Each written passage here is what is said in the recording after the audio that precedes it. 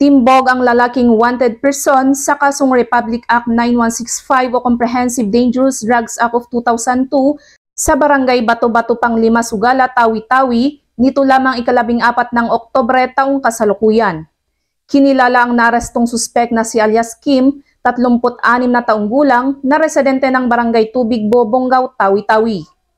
Naging matagumpay ang kinasang operasyon ng mga tauhan ng Criminal Investigation and Detection Group Tawi-Tawi Provincial Field Unit, katuwang ang Panglima Sugala Municipal Police Station, Tawi-Tawi Provincial Intelligence Team, Tawi-Tawi Maritime Police Station na nagresulta sa pagkakaaresto sa suspek sa bisa ng warrant of arrest sa kasong paglabag sa Section 11 sa ilalim ng Article 2 ng Republic Act 9165 o Comprehensive Dangerous Drugs Act of 2002 na may inirekomendang piyansang 200,000 pesos.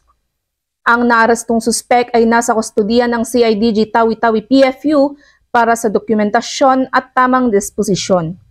Patuloy naman ang Tawi-Tawi PNP sa pagsasagawa ng kanilang sinumpaang tungkulin na hulihin ang mga nagkasala sa batas para sa maayos na bagong Pilipinas.